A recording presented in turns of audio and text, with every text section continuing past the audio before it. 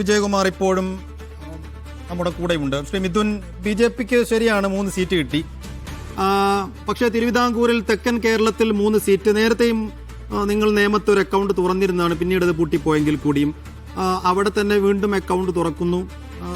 തൊട്ട സമീപത്ത് കഴക്കൂട്ടത്തും ചാത്തന്നൂരും ഓരോ സീറ്റ് കിട്ടുന്നു. പക്ഷെ അതിനപ്പുറത്തേക്ക് നിങ്ങളുടെ ഒരു ക്യാൻവാസ് വരുന്നത്. അപ്പോൾ വോട്ട് ഷെയറിന്റെ കാര്യത്തിലൊന്നും നിങ്ങൾക്ക് വോട്ട് ഷെയറിന്റെ കാര്യത്തിൽ വലിയൊരു വളർച്ച ഉണ്ടായില്ല എന്നുള്ളതാണ് നമ്മൾ മനസ്സിലാക്കുന്നത്. വോട്ട് ഷെയറിന്റെ മൊത്തം കണക്ക് നമ്മൾ എടുക്കുന്നതേ ഉള്ളൂ. എങ്കിൽ കൂടിയും ഇപ്പോൾ മഞ്ചേശ്വരത്ത് ഇതിനു മുമ്പ് ഏറ്റവും മികച്ച പെർഫോമൻസ് കെ സുരേന്ദ്രൻ കാഴ്ചവെച്ചിട്ടുണ്ട്. അത്രത്തോളം ഇതുവരെ വന്നിട്ടില്ല. ഇപ്പോൾ ശോഭാ സുരേന്ദ്രന്റെ കാലം ആലപ്പുഴയിലാണെങ്കിലും ഒക്കെ അങ്ങനെയാണ്. അപ്പോൾ നേരത്തെ ഉള്ളിടത്ത് തന്നെ ചുരുങ്ങിപ്പോകുന്ന ഒരു ക്യാൻവാസ് വലുതാവുന്നില്ല എന്നൊരു നിരാശയുണ്ടോ ഈ 3 സീറ്റ് ജയിച്ച് നിൽക്കുന്ന സന്തോഷത്തിനിടയിലും? നോക്കൂ, ഈ 3 സീറ്റ് ജയിക്കുക എന്ന് പറഞ്ഞാൽ അതൊരു എന്താ പറയുക, 2016 വെച്ച് കമ്പയർ ചെയ്യുമ്പോൾ ഒരു 300% ഗ്രോത്ത് ആണ്. അപ്പൊ 300% ഒരു പാർട്ടി വളർന്നു.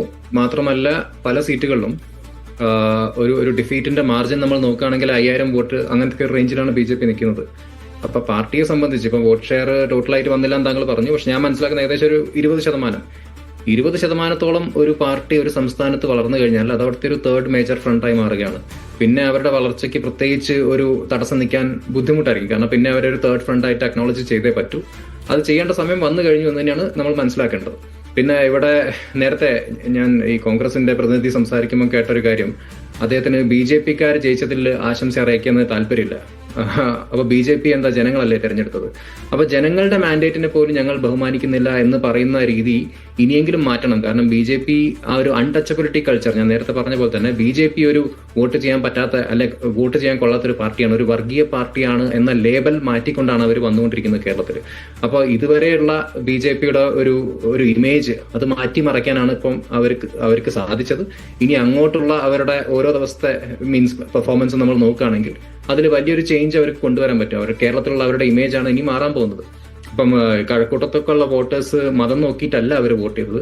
അവർ രാജീവ് ചന്ദ്രശേഖറിന്റെ ഒക്കെ അല്ലെങ്കിൽ V മുരളീധരന്റെ ഒക്കെ തന്നെ ഒരു ട്രാക്ക് റെക്കോർഡ്, ഒരു ഡെവലപ്മെന്റ് ട്രാക്ക് റെക്കോർഡ് നോക്കിയിട്ടാണ് അല്ലെ മോദിയുടെ ഒരു വിഷൻ എത്രത്തോളം നമ്മുടെ രാജ്യത്ത് എഫക്റ്റീവ് ആയിരുന്നു എന്നത് മനസ്സിലാക്കിക്കൊണ്ട് തന്നെ വോട്ട് ചെയ്ത ആളുകളാണ്. അപ്പൊ BJP വെറും എന്താ പറയാ, വെറും 3 സീറ്റ് കിട്ടി അല്ലെങ്കിൽ BJP അത്ര എഫക്റ്റീവ് അല്ല. ഇവിടെ ഈ സ്ഥാനാർത്ഥി നിർണയത്തിൽ ഉൾപ്പെടെ നിങ്ങൾക്ക് തുടക്കത്തിലെ വിമർശനം ഉണ്ടായിരുന്നത് ഈ ഘടകകക്ഷികൾക്ക് 2020ക്കും BDJസിനും ഒക്കെ സീറ്റ് നൽകിയത്, നിങ്ങളുടെ പ്രധാന ചില മണ്ഡലങ്ങൾ പോലും അവർക്ക് വിട്ടു നൽകിയതിൽ വലിയ വിമർശനം ഉണ്ടായിരുന്നു. അവരൊന്നും തന്നെ എവിടെയും വലിയ പെർഫോമൻസ് കാണിച്ചതായി തോന്നുന്നില്ല. അന്നേ അത് തിരുത്തേണ്ടതായിരുന്നു. അതിൽ വലിയ പിഴവ് പറ്റി എന്ന് സമ്മതിക്കുന്നുണ്ടോ? അല്ല, താങ്കൾ ഇപ്പൊ ആഗ്രഹിക്കുന്നത് കേരളത്തിൽ BJP ജയിക്കേണ്ടിയിരുന്നു അല്ലെങ്കിൽ ഒരു പ്രധാന പ്രതിപക്ഷമായി ആകേണ്ടിയിരുന്നു എന്നാണോ? ഞാനിപ്പോ ഇലക്ഷന്റെ ഡാറ്റ കമ്പയർ നോക്കുമ്പോൾ അതിൽ BJP തോറ്റ സ്ഥലങ്ങളിലാണെങ്കിൽ പോലും വലിയ മാർജിനിലല്ല തോറ്റത്. അപ്പൊ അവർക്ക് ഉള്ള വോട്ട് ഷെയർ തീർച്ചയായിട്ടും വർദ്ധിച്ചിട്ടുണ്ട്. അപ്പൊ ഒരു ഫൈനൽ റിസൾട്ട് വരുന്നവരെ അതിന്റെ എക്സാക്ട് മെട്രിക്സ് എനിക്കും അറിയില്ല, താങ്കൾക്കും അറിയില്ല എന്നാണ് ഞാൻ മനസ്സിലാക്കുന്നത്. പക്ഷെ BJP ഇവിടെ ഒരു എന്താ പറയുക, അല്ലെങ്കിൽ BJPക്ക് ഒന്ന് മുന്നോട്ട് വരാൻ സാധിച്ചില്ല, അല്ലെങ്കിൽ സീറ്റ് നിർണയത്തിൽ എന്തൊക്കെ പ്രശ്നങ്ങൾ സംഭവിച്ചു എന്ന് പറഞ്ഞത് ശരിയാണെന്ന് എനിക്ക് തോന്നുന്നില്ല. കാരണം BJPയുടെ ഒരു ഫേസ് ആയി നിൽക്കുന്ന നേതാക്കളൊക്കെ തന്നെ നല്ല സ്ഥലങ്ങളിൽ അവർക്ക് മത്സരിക്കാനുള്ള അവസരം ഉണ്ടായിട്ടുണ്ട്. പിന്നെ ഘടകകക്ഷികൾക്ക് വേണ്ടത്ര സീറ്റൊക്കെ കൊടുത്തിട്ടുണ്ട്. അപ്പൊ ഇല്ലാത്ത ഒരു നെറേറ്റീവ് സൃഷ്ടിച്ച് BJP എന്തോ ഇപ്പോഴും ഡൗൺ ആണ്, അല്ലെ പെർഫോമൻസ് അത്ര പോരാ എന്ന് പറയാൻ താങ്കൾ പാടുപെടുമ്പോഴും താങ്കൾ മനസ്സിലാക്കുന്ന ഒരു കാര്യമുണ്ട്, BJP എവിടെ എത്തില്ല എന്ന് പ്രതീക്ഷ നിൽക്കുന്ന ഒരു സമയത്താണ് BJPക്ക് 3 ശരി.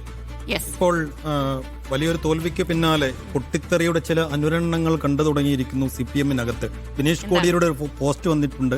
പാർട്ടിക്ക് പിണറായിയെ പോലെ ഒരു മുഖ്യമന്ത്രിയെ കിട്ടിയേക്കാം, പക്ഷെ കോടിയേരിയെ പോലെ ഒരു പാർട്ടി സെക്രട്ടറിയെ കിട്ടില്ല. ചില നഷ്ടങ്ങൾ നികത്താനാവില്ല. ഞാൻ എല്ലാത്തിനും വലുതാണ് എന്ന ചിന്ത ആധുനിക സമൂഹത്തിൽ ആർക്കും ഭൂഷണമല്ല. ഇത് പാർട്ടിക്കെതിരെയുള്ള ജനവിധിയായി കാണാനാവില്ല.